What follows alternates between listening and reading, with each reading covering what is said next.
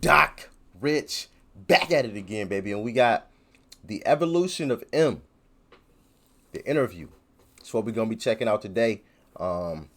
Smack that like button as always. Greatly would appreciate it. Helps out with the YouTube algorithm. So YouTube, stop clapping your boy cheeks. All right. And if you're not a part of the family already, smack that subscribe button and join the family. Join the family. But let's get into it. So how do you rise to the heights Eminem has achieved? It starts at underground hip-hop clubs like this one. As you battle for respect, you gotta have faith in yourself because you're starting from the bottom up.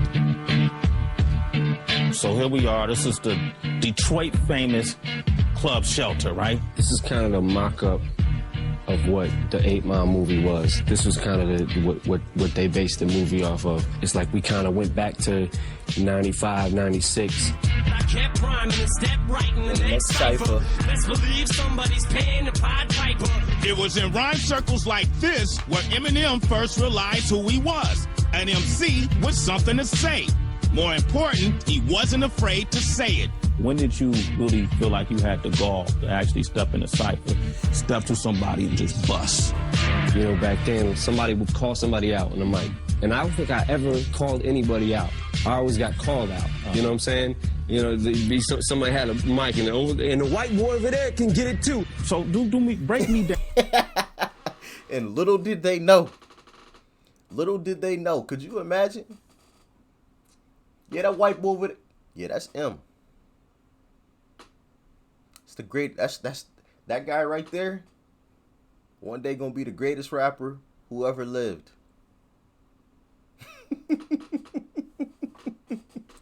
Man, and then getting your ass tore up on the stage in front of everybody, and you just called him out. Now, like, how would you break down an MC? I'm gonna give you a pass to break me down. If I was an MC, just stepping at you like this, you know. If you, I'm gonna say something about how big his head is. First off, I'm roasting his shit. was an MC and you had caught me out. Yeah. Well, it would depend on. It probably would depend on what I said. What you said to me in order for me to throw it back. But I'll say top of the head, Slim Shady. Weaker than the ankles on the elderly lady. Fake it in a mannequin, holes in that Old Navy. Ooh, okay. I'm gonna change your name, introducing Slim Brady. Then I would say to you, off the top of your head, that's not off the top of your head, I'll take the turban off the top of your head. If you flat on the ground dead, yo, I'm number one. And that suit right there is from 1981. And first of all, you don't want to step to me. Look at your shoes. Dog, they're broke as they're broken than you. Look at your gear. Your get the out of here. I don't want to have it here. Take another beer. Go take a sip. Here, go sit down. Do yourself a favor. Because, dog, you're a clown. The orange and I just got officially slayed by M. And then, the best part about it was, no matter. And that was truly off the top.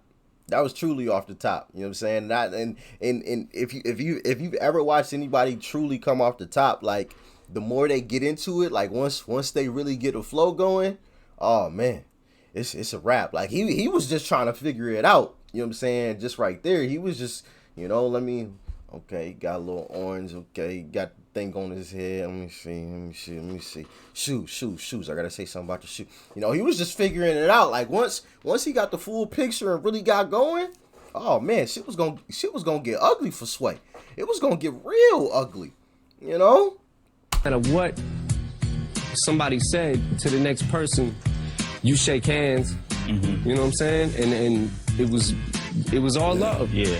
Now let's fast forward in your career. You decided to make the movie 8 Mile, and it seemed like this battling legacy is pretty much the vocal point of that movie. See me without a styles like mustard without the Heinz. I lead the new school. You're a buster without the rhymes. We knew we wanted to make a movie where it showed why battling was so essential and was so intense. Everybody had to be the first person to make it from Detroit. But it also felt like with the movie, it was your way of giving back. Yeah, definitely. I mean, everybody wants to give back to their hometown, and any bit of light I could bring to the city, I wanted to do.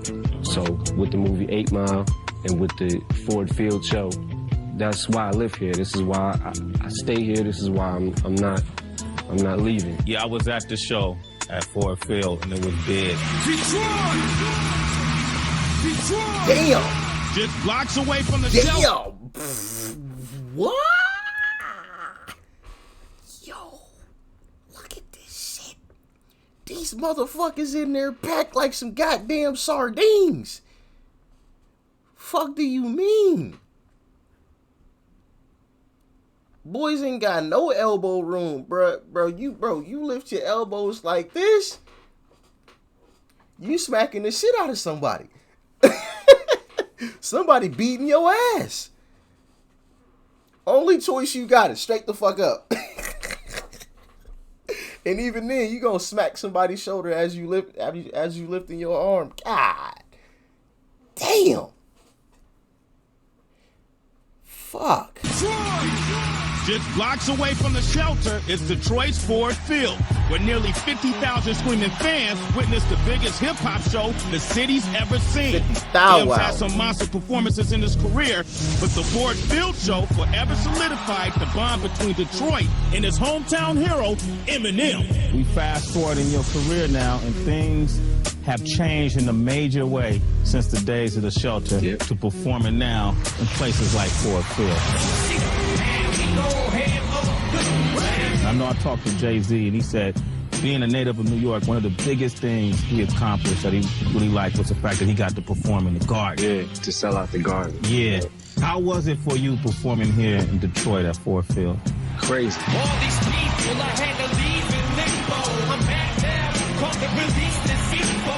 This many people at once was insane. Yeah. You know, I was at the show. All right, that's right, Eminem. Come on, man. This is big. I actually sat somewhere up there. Those were the VIP seats you guys gave me way up at top, but I had a good view of the show. Oh, I didn't do that thing, man. That's all right, dog. It's I had...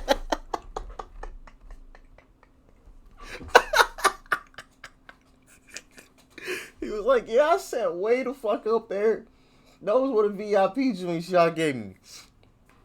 I had a nice view though, you know. I was looking down on the whole shit.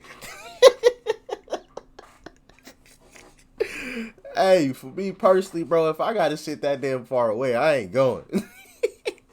To each his own though. I respect anybody, you know what I'm saying?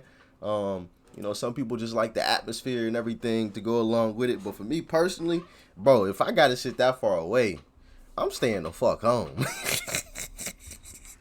Nah, son. I'm cool. I'm a chill, you know? You up front, you know, side of the stage but or something. You know what was great about being right there I was with the people from Detroit, and I kid you not, I saw grown men who had to be in their 40s to little kids who probably were 7 or 8, and every age group in between, singing along with lyrics. And to watch the reaction from this whole stadium of 45, 50,000 people react to you and watching you evolve to this point, I realized that your power has reached the apex now. So when you... It makes me nervous. Yeah, you should be. So what did that feel like for you when you saw these people react? What goes on in your mind? Because you a kid from a trailer park, you know? Right. I mean, that is exactly what was going through my mind. It was like the power. You know, I always want to feed off the energy of the crowd.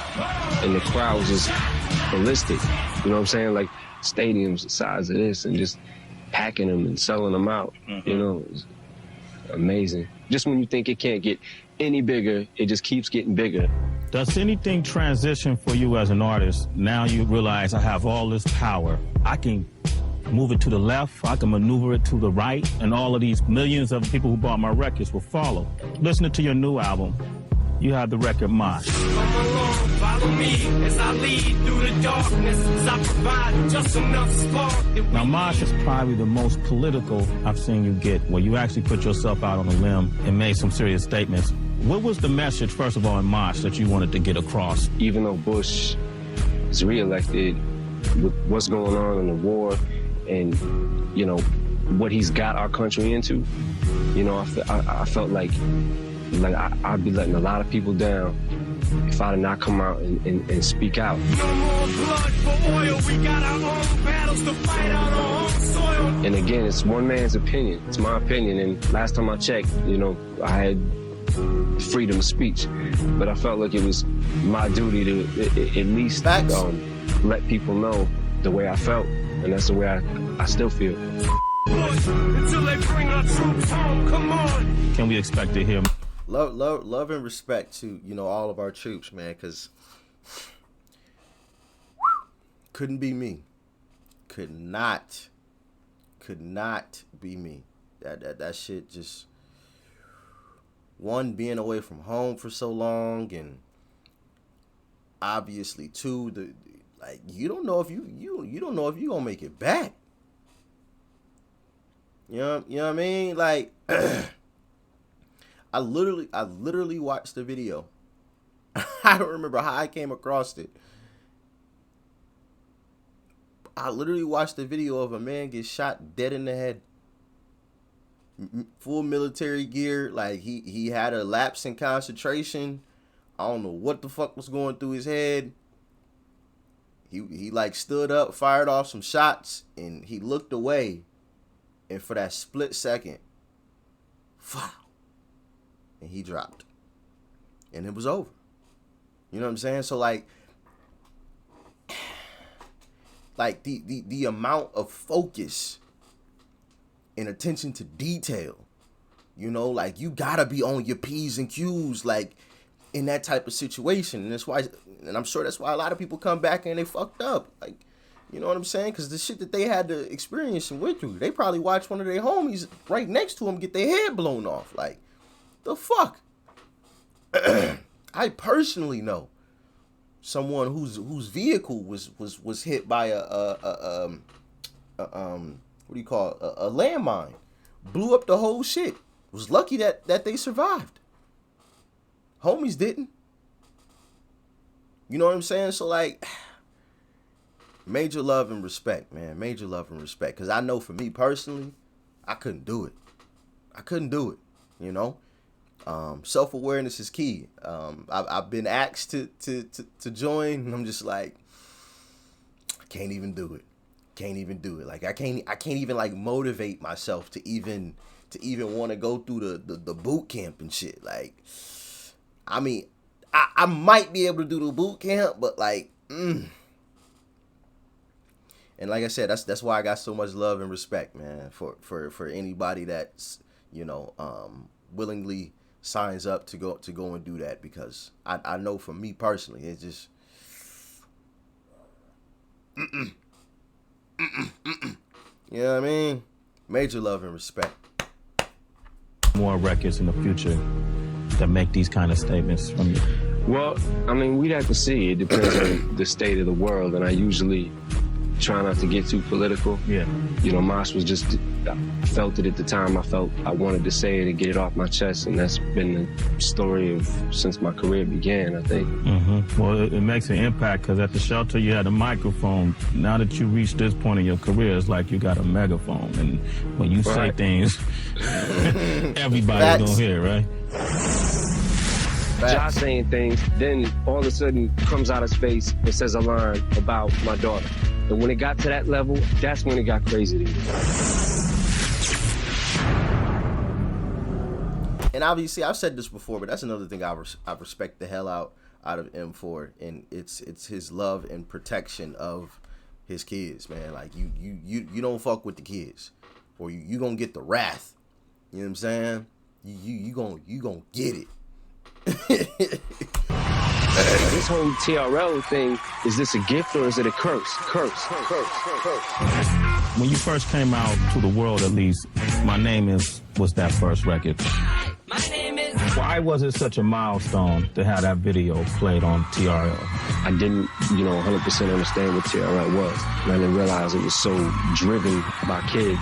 It's almost like the kids control it. Mm-hmm. And when I found out the video was whatever number it was at, just to know that it was on there felt like, it's really about to happen. Give it up for Eminem. When Eminem returned to TRL just a few years after his debut there, the love from fans was overwhelming. I think we have to bring the shades down. In the history of MTV, I've never seen anything quite like it. A little overwhelmed? Allow the word, but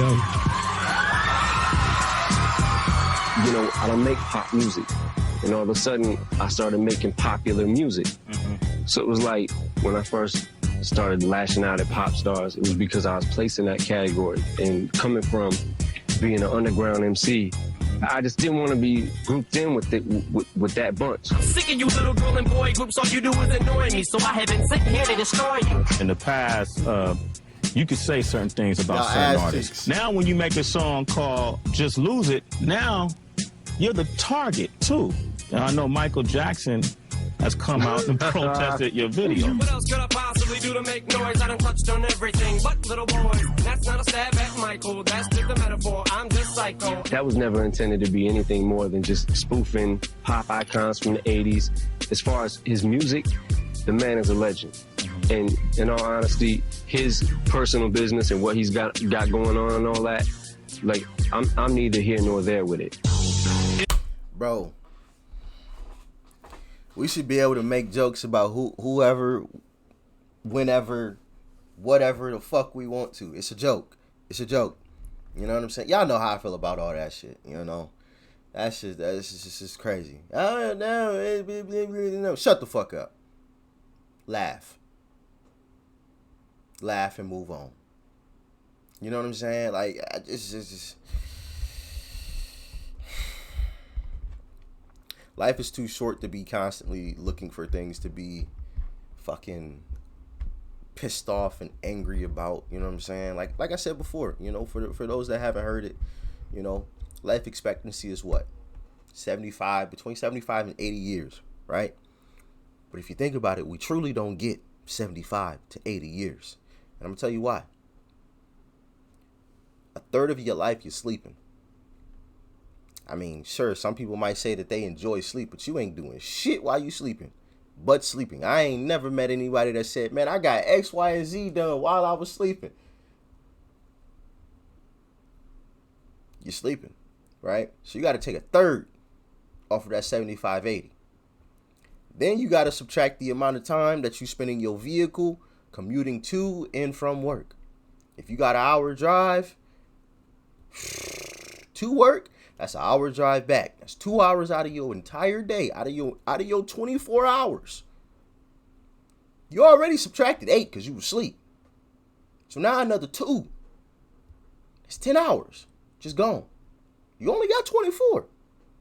Now you got to go spend 8 working, especially if you're working at a job that you fucking hate, which I told y'all, try to find something that you love to do, right? But if it's a job you hate, that's another 8 that's just wasted. Now you at 18. You only got 24, mind you. You got to cook, shower, brush your teeth, take a shit, you know, little shit around the house, cut the grass, take out the trash, blah, blah, blah, blah, blah. By the end of the day, you got, what, 3 hours? So that 85, or not 85, 75, 80, ain't really 75 to 80. Plus, even if you want to go back even before that, all the time that we spent in school, even before we had jobs. Just saying. All right? So don't be one of those folks, man. Please. Have fun. Enjoy it. Laugh at the jokes. You know what I'm saying? and move on about your business. It's easy for M to shrug off criticism from other famous artists, but facing public fallout for lyrics labeled as offensive? Grammys.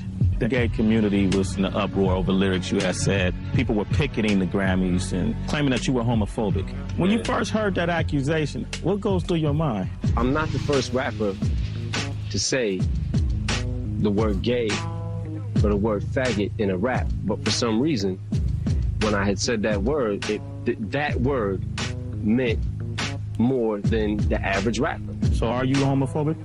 Nah, I'm whatever. Look, I'm just the average kid from middle to lower class neighborhoods growing up. It's just a word you learn. It's just a word. It was that nonchalant way of like saying you're being an asshole, and it was completely dismissed off. Nobody really thought of it as being like that.